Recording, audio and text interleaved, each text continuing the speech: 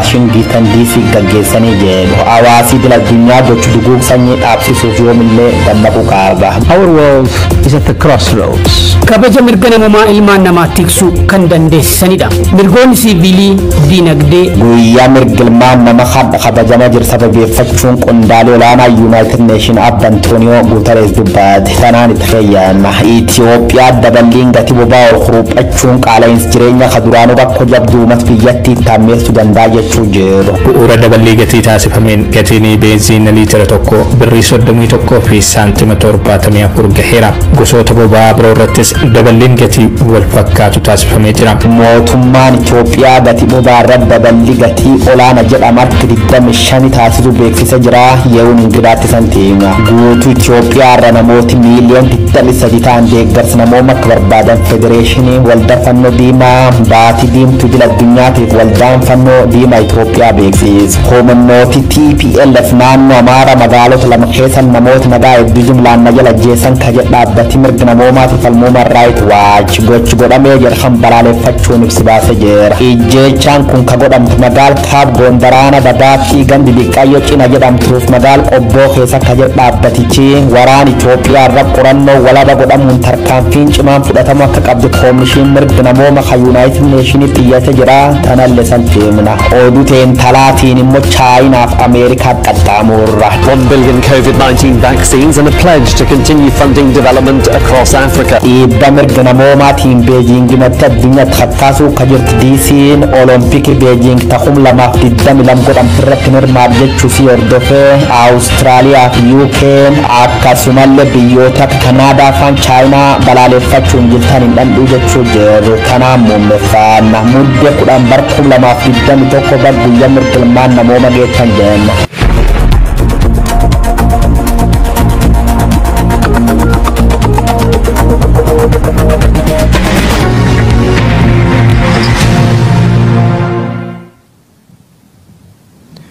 Ashama daawwattoota Oromiyaa Miidiyaa Neetwoork oduu har'aaf qabnu kan isinitti himanii hundaati turtiin keessan waliin haa ta'u jenna. Dhalattoonni Oromoo kutaalee addunyaa garaa garaa keessatti argaman uummata Oromoo bulchiinsa OPDO jalatti mirgi isaa sarbamaa jiruuf sagalee ta'aa jiru.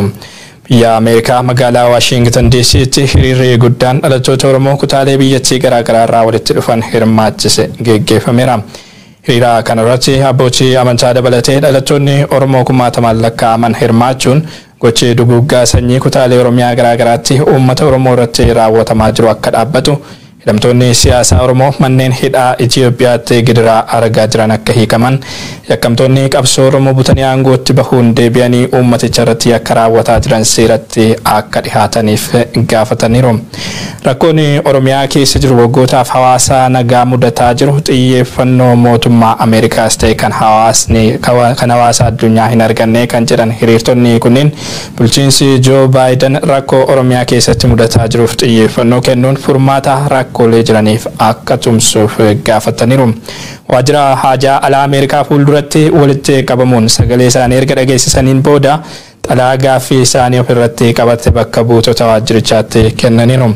Mootummaan Ameerikaas ta'e hawaasni addunyaa tattaaffii rakkoo Itoophiyaan keessa jirtu furuuf taasisan keessatti rakkoo Oromiyaan keessa jirtu dagachuun wal waraansa kaaba biyyattii qofarratti fuulleffatanii jiru kan jedhan hirmaattonni hiriira kana rakkoon Oromiyaa keessa jiru osoo fala hin argatin Itoophiyaatti nagaa buusuun akka hin danda'amne cimsanii hubachiisanii jiru.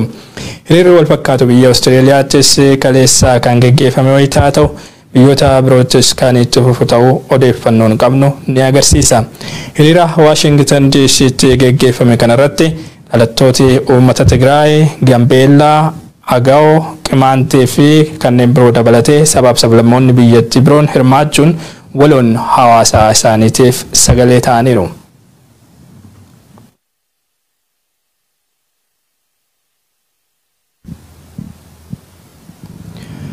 Itoophiyaatti daballiin gatii boba'aa irratti taasifame qaala'insa jireenyaa duraanuu rakkoo jabaa hawaasa biyyattii ta'ee jiru kan hammeessudha jedhame.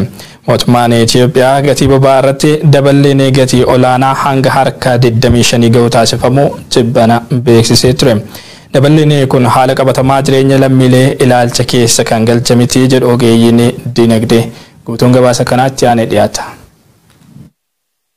Oil prices and the level of inflation are often seen as being connected in a cause and effect relationship. Itoophiyaatti gatii boba'aa irratti daballiin gatii olaanaan taasifamu mootummaan biyyattii tibbana ibseera. Daballiin gatii boba'aa irratti taasifame kun kan hin baratamne gatii boba'aa liitira tokko hanga qarshii 6 kan ol kaasuudha. Bu'uura daballii gatii taasifameen gatiin beenzina liitira tokko birrii 31 fi saantima 74 gaheera. Gosoota boba'aa biroo irrattis daballiin gatii wal fakkaatu taasifamee jira. Daballiin gatii boba'aa harka 25 ol kaasu kun qaala'insa jireenyaa duraanuu rakkoo jabaa hawaasa biyyattii ta'ee jiru jechuu hammeessuun jireenya hawaasaa kan gaaga'udha jedhu ogeeyyiin diinagdee. Daballiin taasifame adeemsa hin baratamnedha.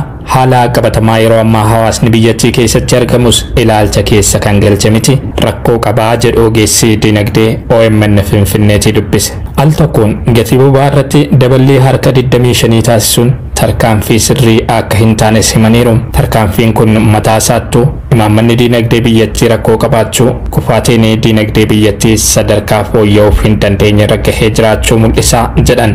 Daballii gatii boba'aa irratti taasifame kanaaf mootummaan Itoophiyaa gatiin boba'aa akkuma addunyaattuu dabaluutu sababaa jedhe. Haa ta'u malee sababni dhiyaate rakkoo keessoo sirnichaa ofirraa dhiibuun ittiin hawaasa sossobuu kan kaayyeffate fakkaata jedhan.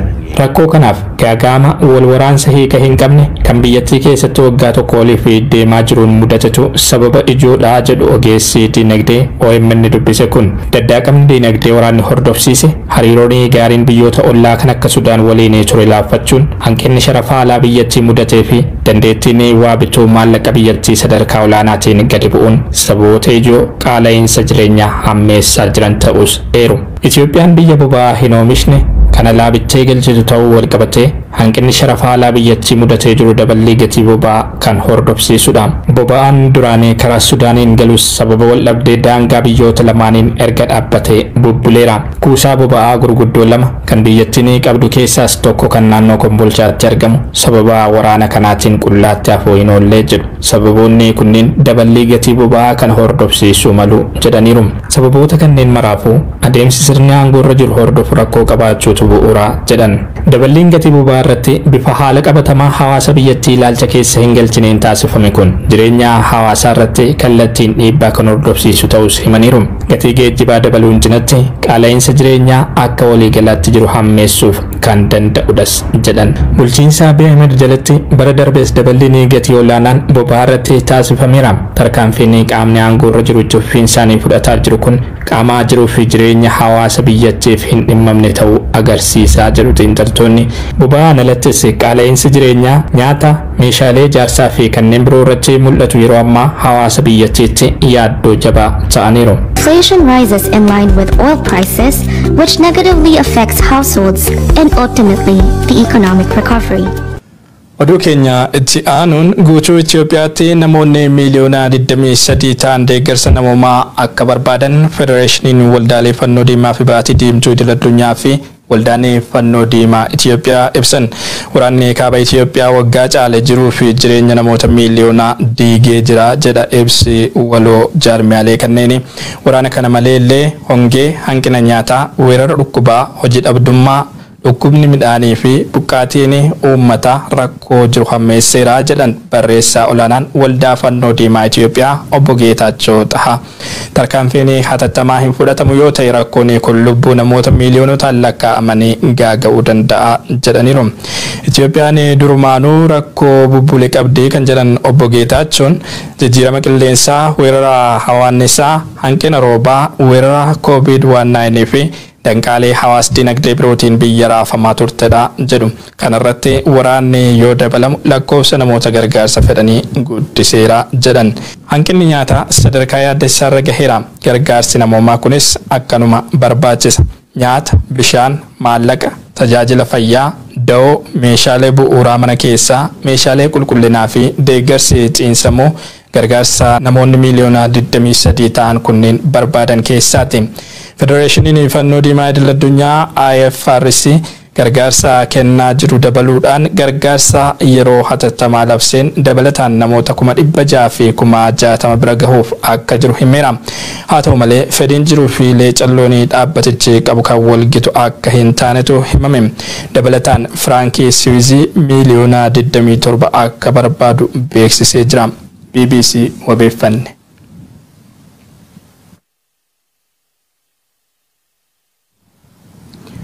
Humnoonni TPLF naannoo Amaaraa magaalota lama keessatti namoota nagaa hedduu jumlaan ajjeesaniiru jedhe dhaabbanni mirga namoomaaf falmu Human Rights Watch. Ajjechaan kun kan raawwate magaalota kaabaa Gondar aanaa Dibaat ganda cinaa jedhamtuu fi magaalaa Qobboo keessatti hagayyaa 31 hanga fulbaana 9 bara 2021 yeroo humnoonni TPLF qabatanii turan keessattidha jedhe Human Rights Watch gabaasa isaatiin. Human Rights Watch ragaa argadheen humnoonni TPLF cinaa fi Qobboo keessatti namoota nagaa 49 ajjeesaniiru jedhe. TPLF ammaan dura ajjechaa kana raawwachuu akka ta'e qorannoon walabaa akka godhamuuf waamicha dhiheessee ture. Guyyoo Waariyoo bal'inaan isinitti hima. Shortly after fighting broke out between Ethiopia's military and the Tigray People's Liberation Front, finciltooti Tigraa jechuun TDF magaalota naannoo Amaaraa hajiyootaaf qabatanii turan keessatti ilmaan nama jimlaa raachiisuu Human Rights Watch balbaloomsa. Hagayya dabarte guyyaa dhuma loltooti TPLF magaal cana jedhamtu seenuu hordofee loltooti Itoophiyaa milishaa Amaaraa waliin ta'uun gara TPLF qolachaa turan kajar jaarmiyaan mirga ilmaan nama kun Human Rights Watch eegi loltooti Itoophiyaa baqattee baateen booda gareen Tigraay haleellaa 15 raawwachuun namoota 26 galaafachuu isaanii uummata naannoo irra qulqulleeffadhe jechuun barreessa. Hammaleelle finciltooti Dabratsiyoon tamagaal Maqalee irra haati Amaarkee gugachuun naannoo hojii tokko dhiifamaar bulchite deebittoon fulbaan gaaf sagalee laaloo uummata isaan irra loltooti Eertiraatiif gareen Abiy Ahmad goot baachuuf jecha namoota 23 galaafachuu raga qabaa jedhe. The Tigrays that have been already residing in the area are suspected to have helped the orchestrate the attacks on Amara.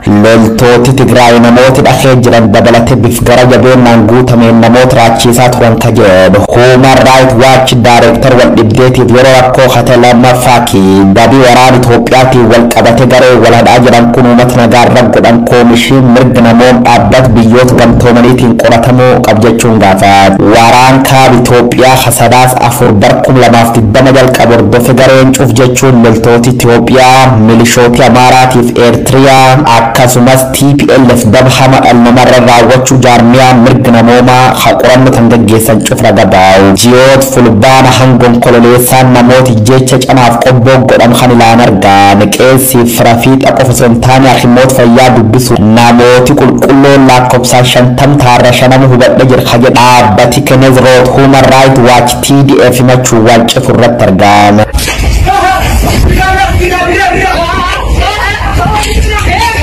Namoota fixan kan haalalee rasaasii warri wal hadhu walitti darbachaa turu uummata nagaa ajjeessa jira ka jedha gabaasichi yeroo TPLF manurri yaate dargaggeessutti loltooti Itoophiyaa fageenya irra bool keessa riphanii dhukaasa ture odeeffadhe jira jedha. Gabaas qoradhe erga kanaaf mootummaan naannoo Tigraatti deebiirra kennuuf gaaf muddi 4 jechuun guyyootan jaandur ergatti erga deebii akkan argan ha dubbati jaarmiyaan kun daaba Amaara keessa TPLF hojjetteef ha Tigraay keessa mootummaan Abiy Ahmad cuuf qorachuun adabbiin atattamaa war lamaan irra fudhatamuu qabu jechuun gaafachuu jira. Tigraay Defense Force raayyaan ittisa biyyaa milishaa Amaaraatiif gareen faannoo waliin ta'uun uummata Itoophiyaa balleessuu jaarmiyaaleen mirga namoomaa kun deddeebiin himatu. The shoes worn by a Sunday school boy. The haunting remnants of a brutal massacre in a village.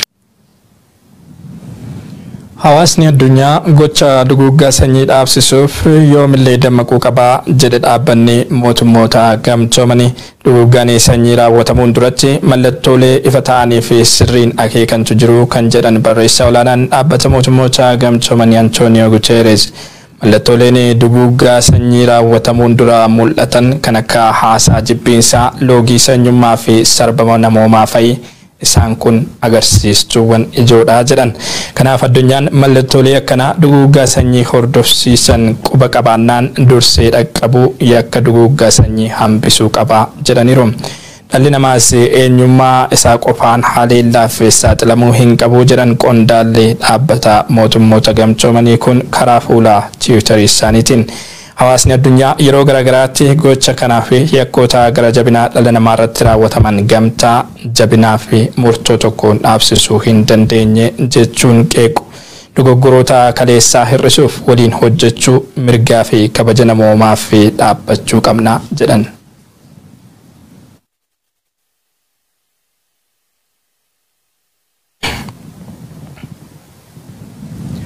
Oduudhuma walqabateen dhaabbanni mootummoota gamtoomanii ilmaan namaa kamiifuu qixxee dhaabbata jedhan barreessaa olaanaan dhaabbata mootummoota gamtoomanii Antonio Guterres guyyaa mirga namoomaa sababeeffachuun ergaa dabarsaniin qondaallee olaanaan UN kun dhaabbanni mootummoota gamtoomanii guyyaa mirga namoomaa fi guyyoota hunda haqa walqixxummaa kabajaa fi ulfina ilmaan namaa hundaaf hojjetaa jedhaniiru. Muddeen 10 waggaa waggaan guyyaa mirga namoomaa jedhamee yaadatama. Yaa'inni waliigalaa dhaabbata mootummoota gamtoomanii waggaa 73ffaa har'a kabaja mirga namoomaa tiksuuf jecha labsii mirga namoomaa idil-addunyaa Universal Declaration of Human Rights labsee ture. Ergaa barreessaa olaanaan dhaabbata mootummoota gamtoomanii guyyaa mirga namoomaa idil-addunyaa kana sababeeffachuun dabarsan Abrahaam Birruu akka jaamsi qindeesseera. Our world is at the crossroads. The COVID-19 pandemic, the climate crisis, and the expansion of digital technology into all areas of our lives have created new threats to human rights. Addunyaan keenya karaa qaxxaamuraarra jirti. Jireenya guyyaa guyyaa keenya keessatti babal'achuu weerara kooronaavaayirasii, rakkoon jijjiirama qilleensaa fi babal'inni teekinooloojii dijitaalawaa mirga namoomaatti yaaddoo haarawaa ta'aa dhufanii jiru. Qolliffannaa fi loogiin dabalaa jira. Dirreen walabaa dhiphachaa jira.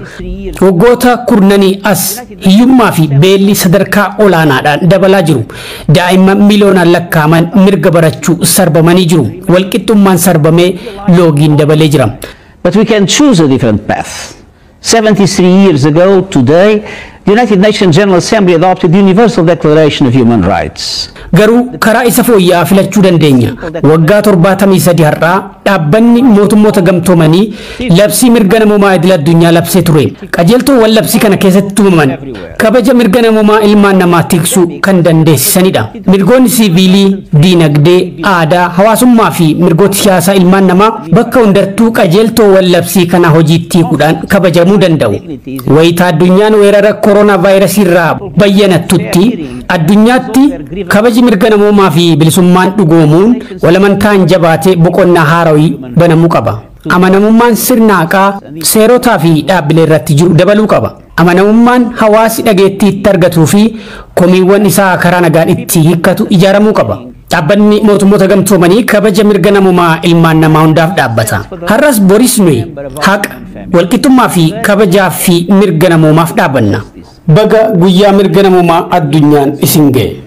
Happy Human Rights Day.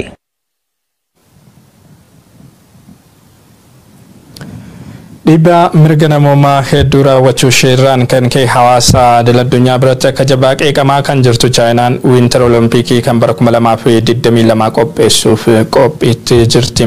Ta'us garuu gocha sarbama mirga namoomaa kan isheen godhaa jirtu kana kan morman biyyoonni akka Austraaliyaa, United Kingdom fi Kanadaan Ameerikaa hordofuudhaan dorgommii irraa hafuuf murteessanii jiru.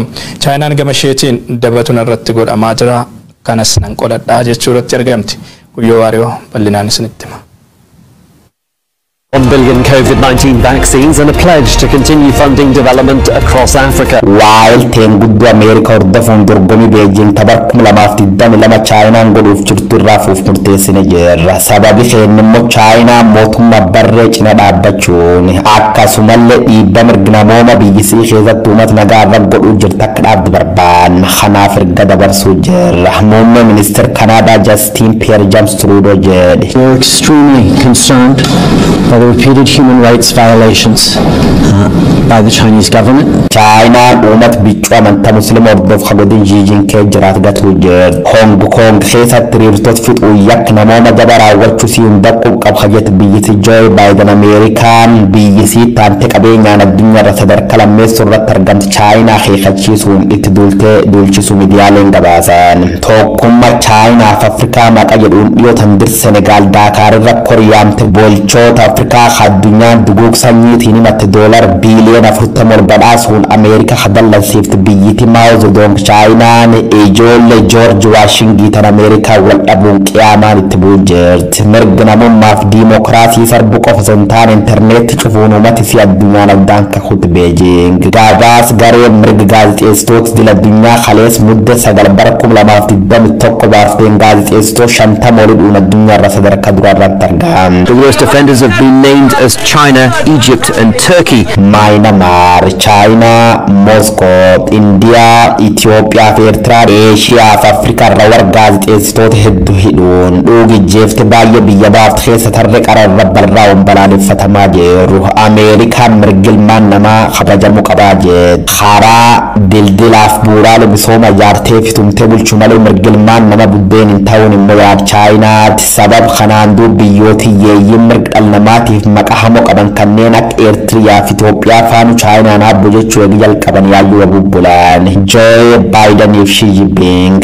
America China nu waltagarsiifachun Africa rawal gatu jurujadan biyot nak Canada Australia United Kingdom America qabachun bi Xi Jinping China lapasuf qopi jalqabusani medialen gabasan. China is Africa's largest trading partner with nearly $190 billion in trade.